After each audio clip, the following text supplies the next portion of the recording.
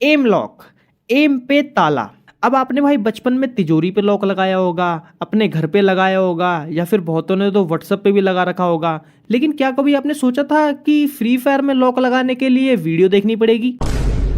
नहीं सोचा था ना, है ना? नहीं सोचा था ना, मैंने भी नहीं सोचा था कि मैं कभी लॉक लगाने की टिप्स दूंगा। लेकिन गाइस क्या करें, ये व्यूज की गरीबी भाई हम यूट्यूबरों से कुछ भी करवा देती है। दिमाग खराब हो जाएगा। मैं माँ तो यार देखो, फ्री फायर में पिछले लगभग 3-4 साल से भाई हर बंदा एक ही रट लगाया हुआ है कि एम लॉक नहीं हो रहा, एम लॉक नहीं हो रहा, एम लॉक हो रहा है, ठीक है। लेकिन अगर हम इन बंदों से पूछे कि एम लॉक का मतलब क्या होता है, तो भाई एक कोई पता हो तो मान जाऊं। भाई एम लॉक वो होता है जो बॉडी पे एम चिपक जाता है ना, उसे ही एम लॉक बोलते हैं। भाई भाई भाई भाई वो एम लॉक वो होता है, मतलब हैक होता है एम लॉक, वो जो व्हाइट एफ लगाता है ना, वही हैक ही होता है। हाँ हाँ सही कह रहा है। वो एम लॉक जो होता है वो हैक फाइल होती है।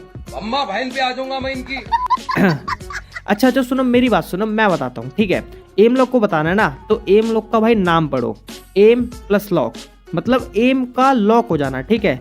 खैर इतनी डिटेल में तो मैंने अपनी 12th भी नहीं पढ़ी थी, हाँ। लेकिन हाँ, एम लॉक का मतलब होता है एम का लॉक हो जाना। अब जो न्यू प्लेयर्स होते हैं उनका एम लॉक भाई ज्यादातर सामने वालों की बॉडी पे और पीछे दीवार पे या फिर एनिमी के सर के 2-2.5 इंच ऊपर हो रहा होता है, ठीक है। इन जगहों पर देखने को मिलता है। एम लॉक मीन्स आप लोग सिंपली ये मान लो कि आपका एम का भाई एक ही जगह पर स्टक हो जाना, ठीक है। फिर चाहे भाई कितना भी फायर बटन को ड्रैग कर लो, भाई सारी की सारी गोलियां एक ही जगह पर लगेंगी। अब चेस्ट पर हमारा जो एम लॉक है ना, वो भाई सबसे ज्यादा होता है, मतलब डिफॉल्ट एम जो है वो चेस्ट की तरफ ही भागता है एज कम्पेयर टू एनिमी का हेड। लेकिन एक बार अगर हमारा एम ट्रिक्स लगा के हेड पे लॉक हो जाए तो फिर भाई सारी की सारी गोलियां हेड ही लगती हैं। लेकिन क्या करें, बेचारे फ्री फायर के भाई प्लेयर्स मजबूर हो रखे हैं, उनका भाई हेड पे एम लॉक होता ही नहीं है ना, क्योंकि भाई उनको मेरी वीडियो मिली ही नहीं पहले की, है ना। बेचारे नूब रह गए और साथ में मैं भी रह गया।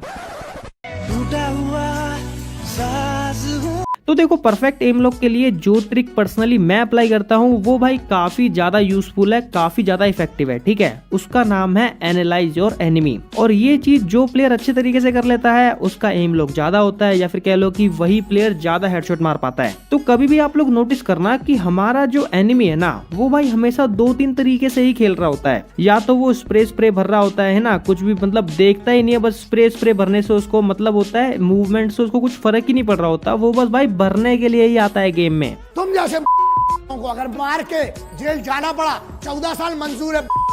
या फिर दूसरे टाइप के वो प्लेयर होंगे जो भाई फास्ट मूवमेंट कर रहे होंगे, ठीक है, एकदम वन टाइप की ट्राई कर रहे होंगे, एकदम लहजे में खेल रहे होंगे और हेडशॉट मारने वाले प्लेयर होंगे। तो स्प्रे भरने वाले प्लेयरों के हेड पे एम लॉक करने के लिए ना आपको सिर्फ और सिर्फ एक ही ट्रिक अप्लाई करनी है, ठीक है, जो कि है कि आपको उन प्लेयरों से ना एक डिस्टेंस मेंटेन करके रखना है, ठीक है। हमेशा एक डिस्टेंस में रहना है, क्योंकि आप कभी भी नोटिस कर लेना कि जो प्लेयर स्प्रे भरने वाला प्लेयर होता है ना, वो ज्यादातर टाइम भाई जंप ही कर रहा होता है, ठीक है। ये चीज आप कभी भी नोटिस कर सकते हो कि स्प्रे भरने वाला प्लेयर इतनी बार जंप करता है जैसे इसके भाई फर्श पे आग लग गई हो।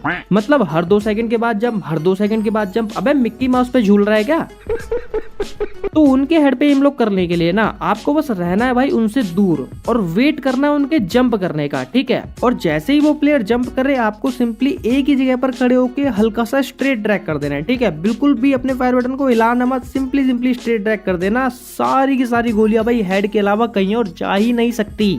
और जो प्लेयर फास्ट मूवमेंट के साथ खेल रहे होते हैं और वन टैप की ट्राई कर रहे होते हैं, उनको मारने के लिए तो आपको सिंपली उनके सामने भाई स्लोली खेलना शुरू कर देना है। मतलब अगर सामने वाला बंदा एकदम मूवमेंट दिखा रहा है, एकदम मतलब फास्ट ग्लू वॉल लगा रहा है, मतलब आपके सामने मतलब एकदम खरगोश बना हुआ है, तो आपको भाई उसके सामने कछुआ बन जाना है। और जब हम किसी फास्ट प्लेयर के सामने स्लो खेलने लग जाते हैं ना, तो भाई फास्ट वाले का दिमाग खराब होने लग जाता है थोड़ी देर बाद, है ना। उसके मन में आने लग जाता है कि भाई ये बंदा इतना रुक के क्यों खेल रहा है। तो बस आपको थोड़ा सा रुक के मौके का वेट करना है और मैक्स 7 से पेल देना है।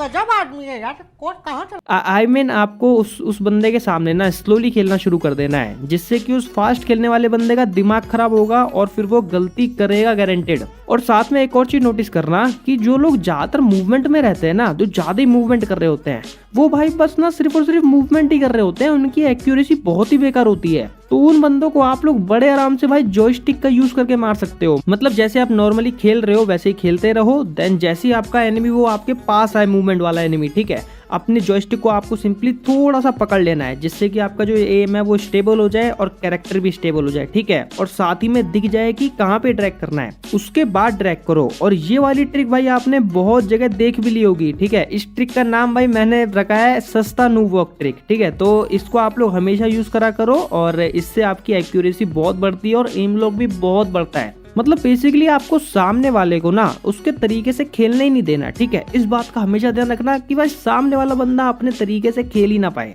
सेकंड नंबर जो टिप है उसका नाम है अवॉइड यूजलेस मूव्स, और ये वाली ट्रिक भी भाई बहुत ज्यादा इंपॉर्टेंट है। अब यूजलेस मूव्स ना हमारे फ्री फायर में भाई बहुत सारे होते हैं भाई, लोग ना बिना फालतू के करते रहते हैं, उसकी कोई जरूरत नहीं होती, कोई काम नहीं है उसका फ्री फायर में, लेकिन फिर भी भाई लोग लगे पड़े हैं। जैसे कि मैं आपको एक एग्जांपल देता हूँ, जैसे कि भाई हमारे फ्री फायर में ना एक ये वाला मूव है भाई जो कि हर बंदा करना चाहता है। जैसे कि इसमें हम लोग क्या करते हैं कि हम लोग पहले फायर करते हैं, फिर स्विच कर देते हैं, फिर अगर हमें दोबारा फायर करना है तो दोबारा गन निकालनी पड़ती है, जिसमें टाइम वेस्ट हो जाता है। और यहाँ पे हमें साफ साफ दिख रहा है कि भाई हमारा टाइम वेस्ट हो रहा है। हम लोग क्यों कर रहे हैं गन को पीछे, बस एक वो स्टाइल दिखाने के लिए गन को पीछे कर रहे हैं, है ना। बस वो उससे कुछ और हो थोड़ी रहा है, बस वो गन पीछे आ रही है तो वो एक स्टाइल ही हो रहा है, बस और कुछ तो है नहीं वो। और बहुत लोगों को तो मैंने देखा है भाई दो दो गन रख लेंगे एक साथ, और दो गनों को ना जैसे दो गने चला रहे हैं, ठीक है, तो एक गन मारेंगे, फायर करेंगे, फिर दोबारा पीछे स्विच कर लेंगे। अरे भाई दूसरी गन पे स्विच कर ले मेरे भाई, है ना। अगर पीछे गन कर लेगा तो फिर तो फायर तो कर ही नहीं पाएगा, थोड़ी देर बाद ही फायर कर पाएगा, लेकिन अगर दूसरी गन पे स्विच कर लेगा तो जल्दी फायर कर पाएगा। तो इन चीजों को कहते हैं भाई यूजलेस मूव्स। मतलब इन यूजलेस मूव से आप लोगों को बचना है। मतलब ये वाला मूव है ना, ये जो स्विच करके बैक में पीछे गन कर लेना, ये तो भाई फालतू का मूव है, इसको आप लोगों को कभी भी यूज नहीं करना है। इससे आप लोग हमेशा बहुत देर बाद ही सेकंड फायर कर पाओगे, इसीलिए भाई हमेशा आप लोगों को कभी भी इस मूव को अप्लाई नहीं करना है। एक और मूव होता है वो जो सिटअप वाला मूव, ठीक है। हम लोग फायर करते हैं और तुरंत फिर सिटअप ग्लूवल मार देते हैं, एक फायर करते हैं फिर दोबारा सिटअप ग्लूवल मार देते हैं, एक फायर करते हैं फिर दोबारा सिटअप मार देते हैं। अरे भाई ये चल क्या रहा है भाई, इसकी कोई जरूरत दिख रही है आपको? एक फायर करके सेटअप ग्लूवल की क्या जरूरत है? कुछ जरूरत है? बल्कि एक फायर करके अपनी दूसरी गन निकाल के फायर कर लो, या फिर लगातार 2-3 गोली। मतलब इस हर गोली के बाद भाई सेटअप ग्लूवल की भी कोई जरूरत नहीं है, ठीक है। और ये बात मैं कस्टम की कर रहा हूँ, मैं CS रैंक मोड की बात नहीं कर रहा हूँ, ठीक है। तो ये दो जो मूव है ना, एक तो स्विच कर लेना गन को पीछे, मतलब हाथ एकदम खाली हो जाना, और ये जो सेटअप ग्लूवल वाला मूव है जो हर बुलेट के बाद लोग करते हैं, इन दोनों मूव्स को भाई एकदम हटा दो, अवॉइड करो इन दोनों मूव्स को। अब जो थर्ड चीज है जिससे भाई एम लॉक आपका डायरेक्ट बढ़ सकता है, आपको तुरंत रिजल्ट देखने को मिलेगा, और उसके लिए कोई भी ट्रिक व्रिक अप्लाई नहीं करनी, ठीक है। बस आपको सिंपली क्या करना है कि आपको कभी भी भाई वो जो वो बढ़ाते हैं ना, एक्यूरेसी बढ़ाते हैं, उन कैरेक्टर को कभी भी यूज नहीं करना है। मतलब जैसे एक DB कैरेक्टर हो गया, वो आपकी एक्यूरेसी को बढ़ाता है, भाई उसको मत यूज करो। वो जो आपकी एक्यूरेसी बढ़ा रहा है ना, वो टोटल बढ़ा रहा है आपके मतलब एम की एक्यूरेसी। मतलब जैसे मान लो कि पहले अगर एनिमी के हेड पे 10% एम लॉक होता था और बॉडी पे 50% एम लॉक होता था, तो इस कैरेक्टर को लगाने के बाद हेड पे 20% एम लॉक होगा, लेकिन भाई बॉडी पे भी 70-80% हो जाएगा वो एम लॉक, ठीक है। तो इस चीज को ध्यान में रखो कि वो आपका सिर्फ हेड की एक्यूरेसी नहीं बढ़ा रहा, वो पूरे ओवरऑल एक्यूरेसी बढ़ा रहा है आपकी। अब जो फोर्थ चीज है उसका नाम है भाई, साफ सीधा मैं बोलूंगा, उसका नाम है प्रैक्टिस। अब भाई जिस चीज पे हम लोग ज्यादा टाइम देते हैं वही चीज भाई उतनी ज्यादा चमकती चली जाती है, ठीक है।